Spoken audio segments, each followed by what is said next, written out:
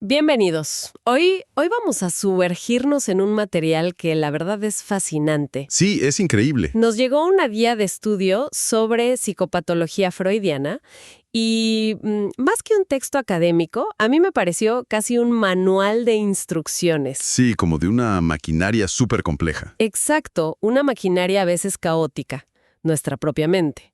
La misión de hoy es, desarmar las ideas de Sigmund Freud, pero no como una lección de historia, sino para entender su mapa de nuestra psique. Me gusta esa analogía, porque no se trata de memorizar términos, sino de entender una dinámica, ¿no? Una tensión constante. Claro. Los documentos que tenemos nos invitan a ver cómo, según esta teoría, se forja nuestra personalidad en un campo de batalla entre tres grandes poderes: el deseo puro, la moral implacable y un mediador que intenta, a duras penas, mantener la paz. Y supongo que veremos cómo las primeras batallas, las de la infancia, nos marcan. Totalmente. Esas cicatrices definen gran parte de lo que somos de adultos. Perfecto. Entonces empecemos por el mapa de ese campo de batalla. Los apuntes hablan de dos tópicas que son como dos versiones del mapa mental de Freud. Así es. La primera era más simple, ¿sabes? Consciente, preconsciente e inconsciente, casi como si fueran lugares físicos. Habitaciones distintas. Exacto. Pero la segunda, la de 1923, es la que de verdad pone toda la carne en el asador. Ahí es donde se complica todo. Sí, ahí es donde la cosa se vuelve una verdadera partida de ajedrez. Freud deja de pensar en lugares y empieza a pensar más bien en jugadores. O bueno, instancias, con sus propias agendas. Ok. ¿Y cuál es el primer jugador? El primer jugador, y el más primitivo, es el ello. Piensen en él como la fuerza bruta de la naturaleza dentro de nosotros. Es puro instinto, puro deseo, totalmente inconsciente. No entiende de lógica ni de moral. Nada. Su único lema es lo quiero y lo quiero ahora. El impulso puro. Como el niño caprichoso que todos llevamos dentro, que patalea y grita hasta que consigue lo que quiere. Y en la esquina opuesta me imagino está el aguafiestas. Totalmente. Ese es el superyo. Si el ello es el diablillo en el hombro, el superyo es el ángel, pero uno muy, muy severo, casi un juez inquisidor. La voz de la autoridad. Justo. La voz de los padres de la sociedad, que hemos internalizado. Es el que nos dice, no deberías, eso está mal. Y su arma principal es la culpa. Es el guardián de la moral. Entendido. Tenemos el deseo puro y la prohibición pura. Pero, ¿cómo es que no vivimos completamente paralizados? Alguien tiene que poner orden aquí. Ese es el trabajo imposible del tercer jugador, el yo. El yo es el gerente, el político, el que tiene que negociar. Está, como decían los textos, en una posición de vasallaje, o como diríamos hoy, atrapado entre la espada y la pared. Claro, tiene que complacer a todos. Exacto. Tiene que satisfacer los caprichos del ello, pero sin romper las reglas del superyo. Y todo eso mientras lidia con las demandas del mundo real. Su función es, básicamente, la gestión de crisis permanente. O sea que la mayor parte de nuestra vida mental, lo que llamamos neurosis, ¿no es más que el ruido de esa negociación constante? Justo. Es el yo tratando de decirle al ello, cálmate, no puedes tener eso ahora, busquemos una forma más civilizada, mientras el superyo le grita que cualquier forma es inaceptable. Has dado en el clavo. El conflicto neurótico es esa guerra civil entre el yo y el ello, y el arma principal del yo para mantener a raya las demandas del ello es la represión. Simplemente, las esconde. Sí, empuja esos deseos inaceptables a lo más profundo del inconsciente, esperando que no vuelvan a salir. Aunque claro, casi siempre vuelven. Pero disfrazados. Y los apuntes dicen que para entender el origen de esos deseos inaceptables hay que viajar en el tiempo, a la infancia. Se habla de fases de la organización libidinal, que suena muy técnico. Suena técnico, sí, pero la idea es bastante intuitiva. Freud proponía que la energía del deseo, la libido, está activa desde que nacemos y se va concentrando en diferentes zonas del cuerpo. Es como un foco de atención que va cambiando. ¿Y si algo sale mal en una de esas etapas? Pues se puede crear un punto débil, una fijación, como un ancla. Un ancla que se queda atascada en un puerto de la infancia. ¿Y cuáles son esas etapas? La primera es la fase oral. Al principio todo el placer del bebé pasa por la boca, la succión. Pero luego, con los dientes, aparece el morder, el destruir. Es la primera vez que el amor y el odio se dirigen al mismo objeto. La ambivalencia. La primera ambivalencia, exacto. Luego, el foco de atención se traslada. Alguien que lo escucha por primera vez, conectar el control de esfínteres con la obsesión por el orden suena, no sé, bastante radical. ¿Cuál era la lógica de Freud ahí? Es una pregunta excelente, porque es uno de los puntos más polémicos y a la vez más interesantes. La lógica es que por primera vez, el niño tiene algo que es suyo y que los adultos quieren, sus heces.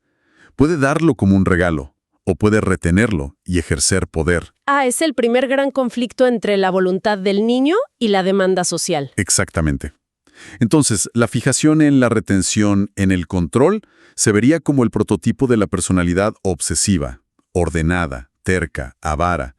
El placer ya no está en soltar, sino en controlar. Entiendo, es una metáfora del poder y el control. Y después de esta batalla, viene la fase que todos hemos oído nombrar, no tener falo. Es la etapa del famoso complejo de Edipo, esa trama de amor, celos y rivalidad con los padres que, bueno, según Freud, es fundamental.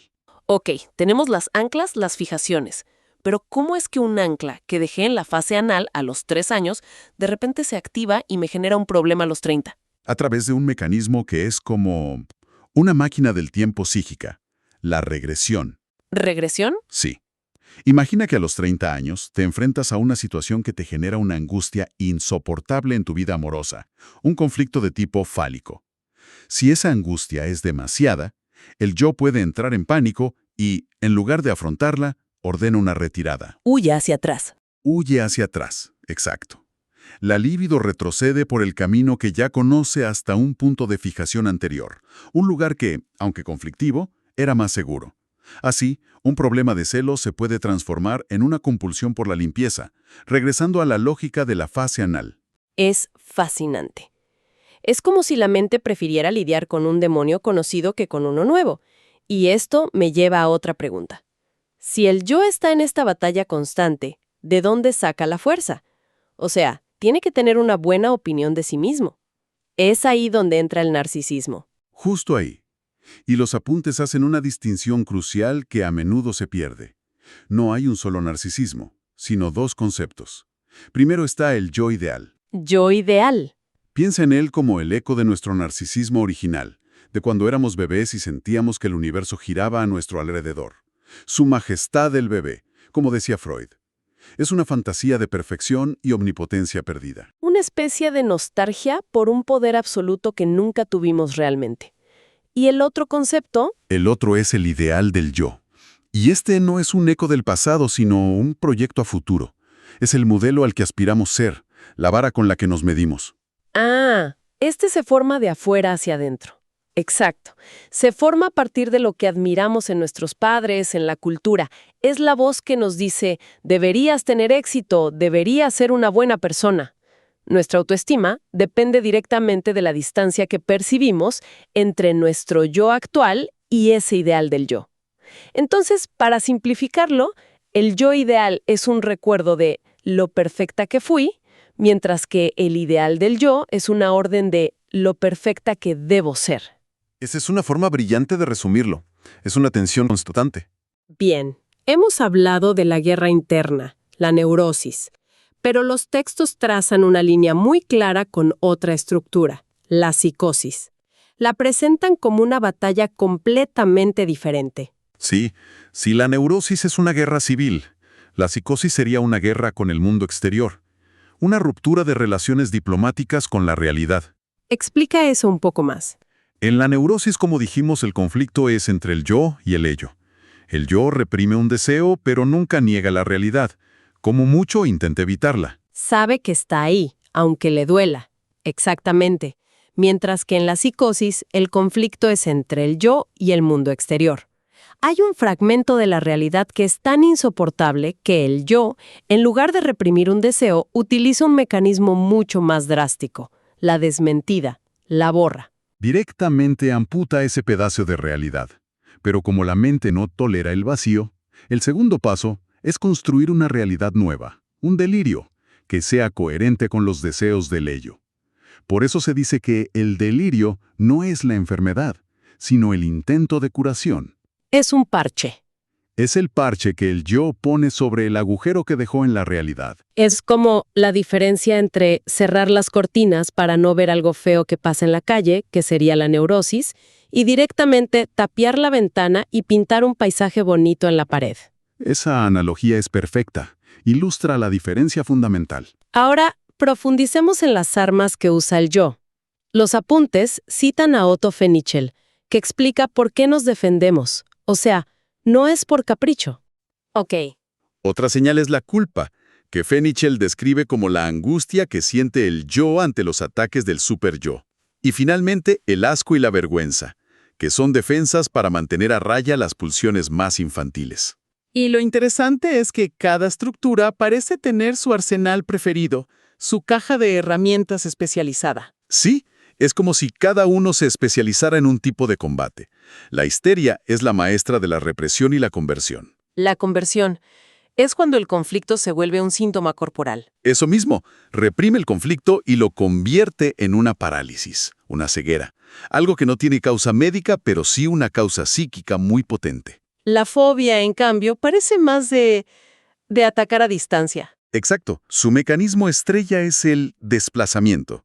La angustia que genera una figura temida, como el padre en el caso de Juanito, se desplaza a un objeto o animal que no tiene nada que ver, como un caballo. Es más fácil tenerle miedo a los caballos. Claro, y evitarlos, que admitir que le temes y odias a tu propio padre. Y luego está la neurosis obsesiva, que parece tener las defensas más intelectuales. Sí, es mucho más sofisticada. Usa el aislamiento, que es separar una idea de su emoción. La persona puede contarte el evento más terrible con una frialdad que asusta. Ha cortado la conexión. Exacto. También usa la anulación, que es la necesidad de hacer un segundo acto para cancelar mágicamente el primero, como los rituales. Y la formación reactiva, que es desarrollar con fuerza la actitud contraria. Una amabilidad exagerada puede estar ocultando una hostilidad reprimida. Para cerrar el círculo, en la psicosis el mecanismo principal ya lo dijimos, la desmentida. No se trata de disfrazar, sino de borrar una parte del mapa del mundo real. Esa es la diferencia radical. Es un rechazo frontal. Muy bien, apliquemos todo este mapa teórico a un caso concreto. Los apuntes terminan con un análisis sobre la adicción, desde la perspectiva de una autora, Susana Dupetit, que me pareció muy revelador.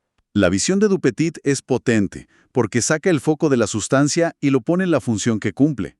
Para ella, la droga es, ante todo, una herramienta para negar la dependencia de otros seres humanos. Negar la dependencia. Sí, el adicto no soporta la interdependencia.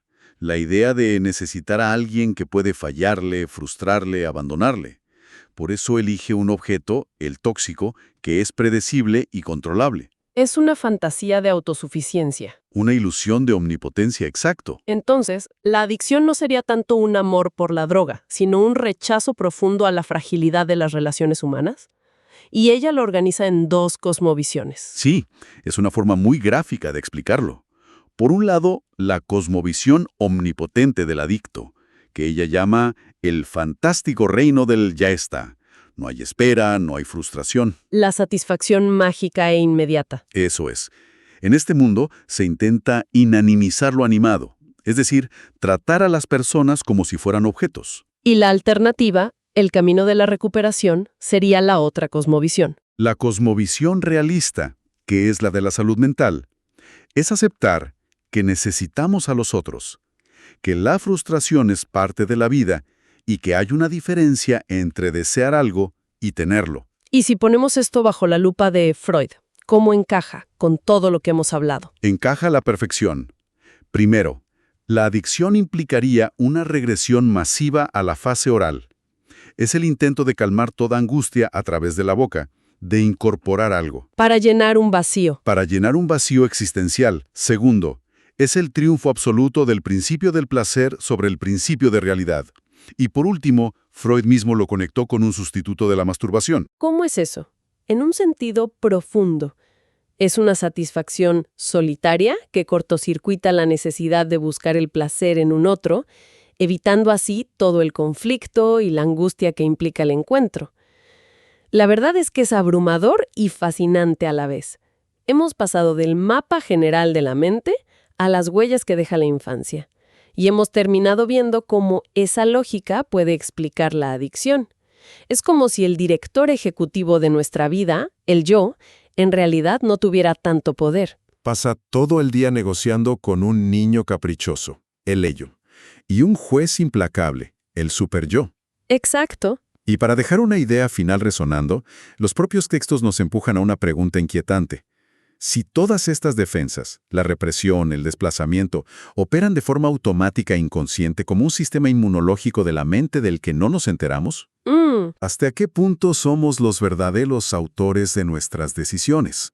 O dicho de otro modo, ¿cuánto de lo que creemos elegir libremente es en realidad el resultado de tratados de paz y treguas firmadas en la oscuridad de nuestra mente, mucho antes de que nosotros, el yo consciente, lleguemos a enterarnos?